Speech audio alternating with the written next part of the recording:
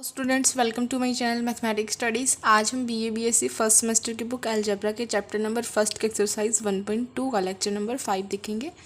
देखो, हमारे दो ही एग्जांपल्स रहते हैं, तो इस वीडियो में तो हम एग्जांपल करेंगे, नेक्स्ट से फिर एक्सरसाइज करेंगे। तो देखो, ये एग्जांपल थोड़ा सा अलग है आपका, ठीक है।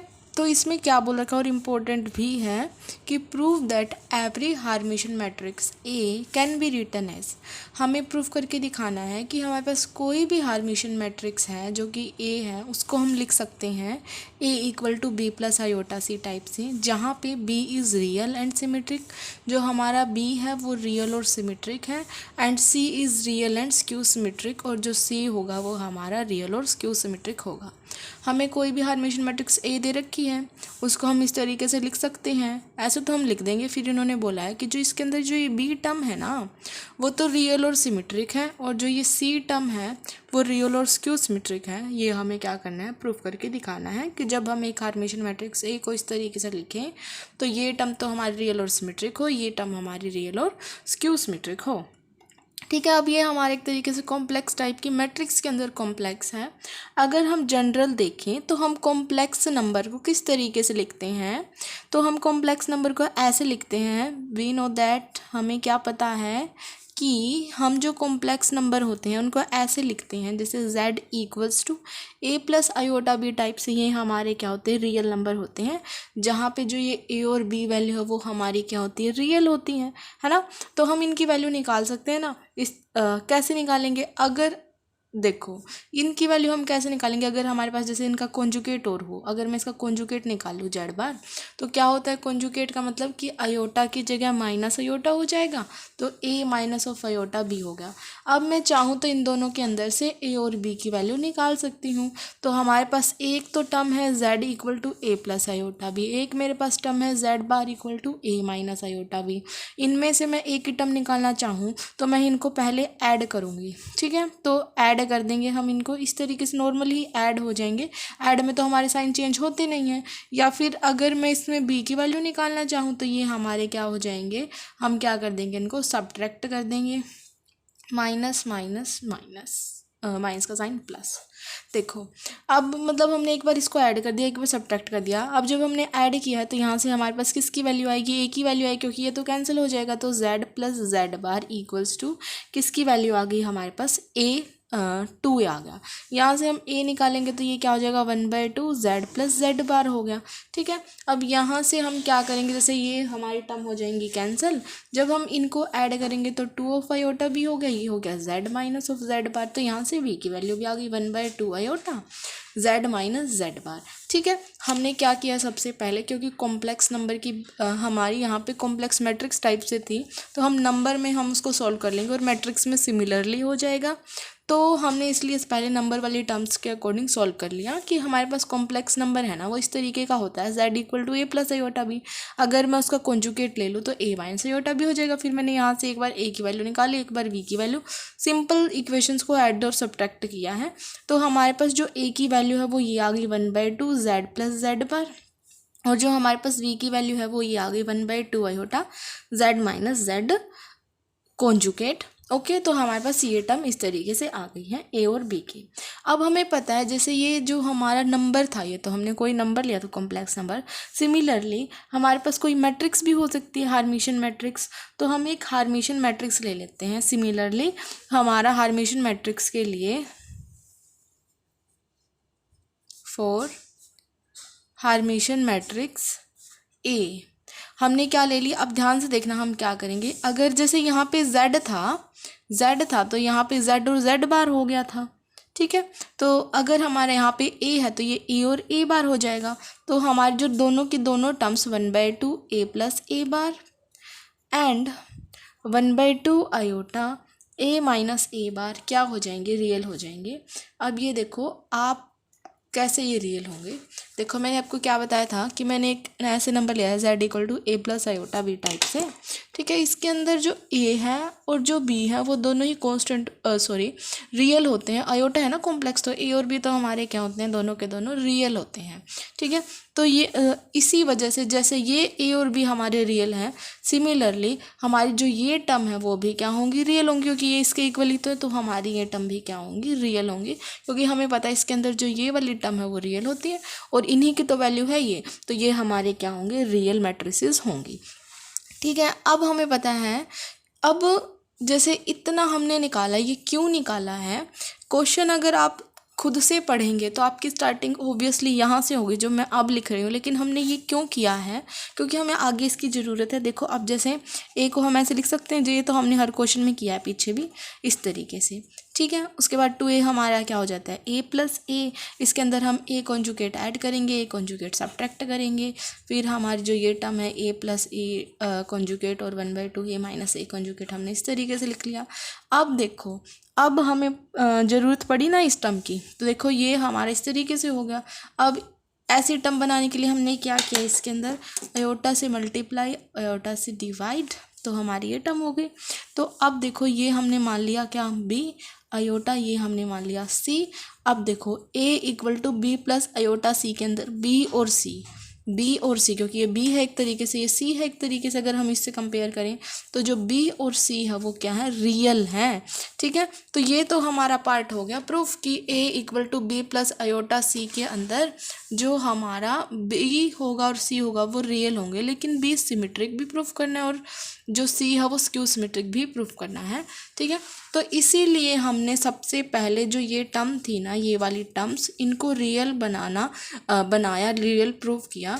और वो किस तरीके से प्रूफ किया, सबसे पहले हमने एक नंबर डिसाइड किया कि ये हमारा कॉम्प्लेक्स नंबर है, इस तरीके से फिर ये टर्म हमारी रियल आ गई। सिमिलरली हमारी मैट्रिक्स में भी होगा ऐसे ही, तो जो हमारी ये टर्म आ गई वो रियल आ गई। हमने जब इसको सॉल्व किया तो a equal to B plus iota c type से आ गया और ये टर्म हमारी हो गई रियल।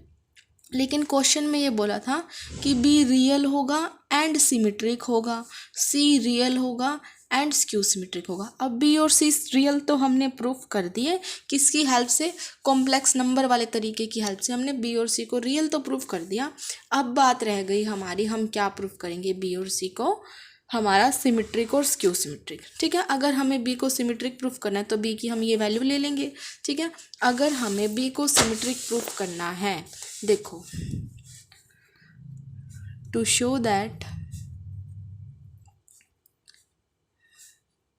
b इज सिमेट्रिक, हम क्या करें, अगर b को सिमेट्रिक प्रूफ करके दिखाना है तो एक तरीके से b का ट्रांसपोज वापस b के इक्वल प्रूफ करके दिखाना है ना, टू प्रूफ, है ना।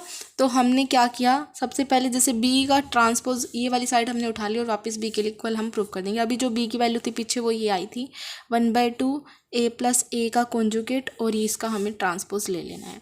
ठीक है, अब कॉन्स्टेंट टर्म पे तो ट्रांसपोज का कोई इफेक्ट नहीं, तो इस तरीके से हो गया, ये होगा हमारा ऐसे। अब जो इसका ट्रांसपोज है वो इसके अलग अलग से ओपन हो जाएगा, तो a का ट्रांसपोज प्लस a कॉन्जुगेट का ट्रांसपोज। ठीक है, ये टर्म हो गई। उसके बाद जो हमारा ये कॉन्जुगेट और उसका ट्रांसपोज है, ये हमारा क्या होता है, थीटा होता है। तो ये हमने क्या लिख दिया, इसकी वैल्यू क्या होगी, ए थीटा। अब देखो जो हमारे ये क्वेश्चन है उसके अंदर हमें क्या गिवन है, सबसे पहले कि जो हमारे पास ये मैट्रिक्स है ए, वो क्या है, हार्मेशन है। हार्मेशन है तो मतलब ए थीटा इक्वल टू ए होगा, या फिर हम बोल सकते हैं A equal to A theta होगा। तो यहाँ पे जो हमारा ए है उसकी जगह हम ए थीटा पुट कर सकते हैं।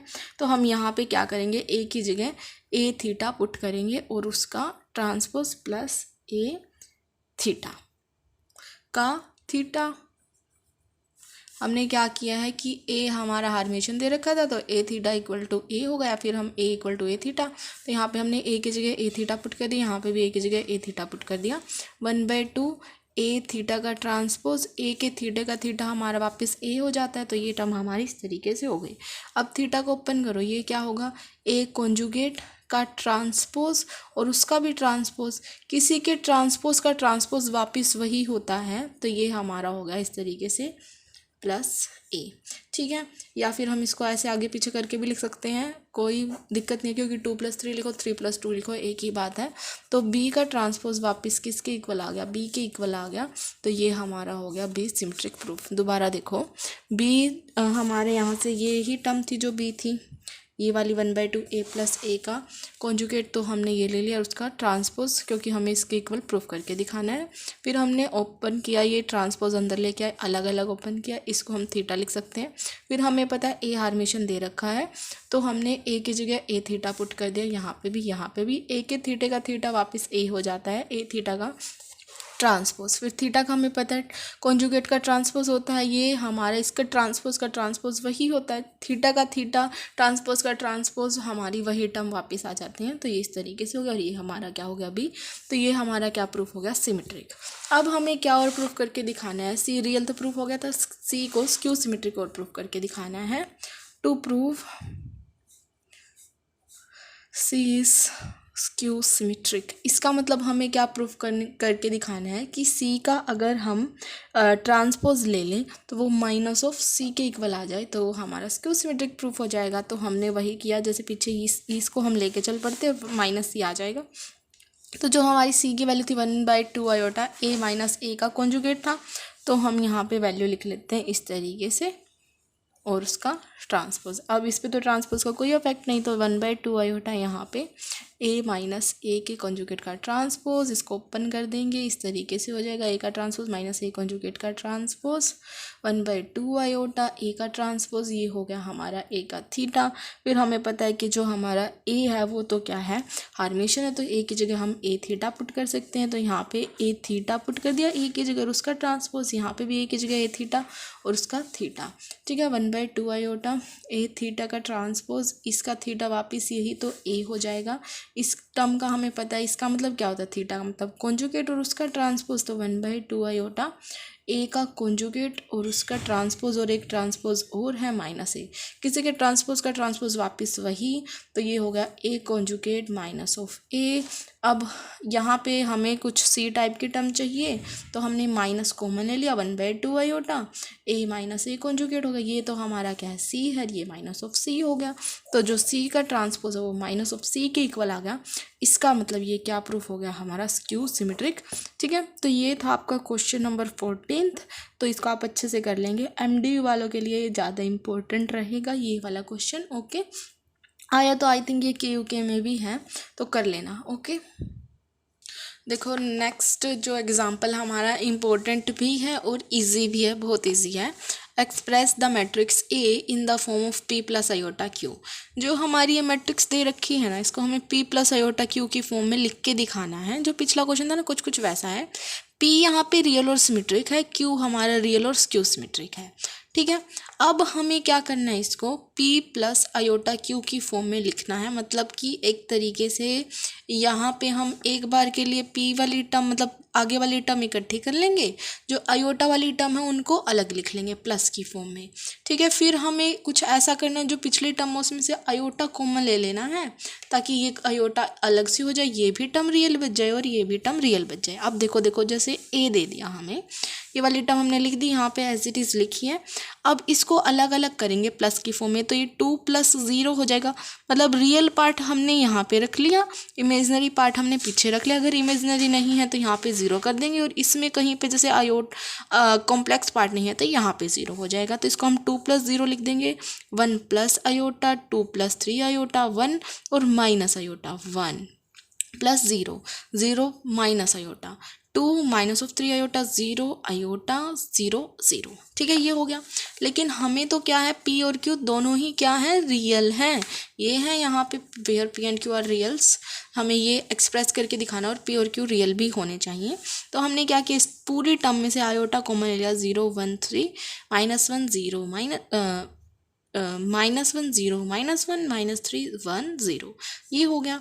ये हो गया हमारा P प्लस आयोटा Q। तो ये रियल तो हो गया हमारा, P और Q हमारा रियल है, ये हमें दिख गया, where P is real matrix and Q is also real matrix, दिख रहा है साफ साफ, आयोटा नहीं है तो रियल है। तो ये तो हमारा हो गया। लेकिन हमें क्या भी प्रूफ करके दिखाना है कि जो P है वो सिमेट्रिक है और Q सिमेट्रिक है। तो पहले हमें क्या करना पड़ेगा, P का ट्रांसपोज करेंगे, वापस P के इक्वल आ गया तो वो हमारा सिमेट्रिक हो जाएगा। P का ट्रांसपोज किया तो 2 1 2 1 1 0 2 0 0, ऐसे ऐसे करके देख लो, दोनों सेम है। इसका ट्रांसपोज वापस इसी के इक्वल है, तो ये मतलब हमारा सिमेट्रिक भी हो गया और रियल तो ये था ही। अब इसको हमें स्क्यू सिमेट्रिक प्रूफ करके दिखाना है।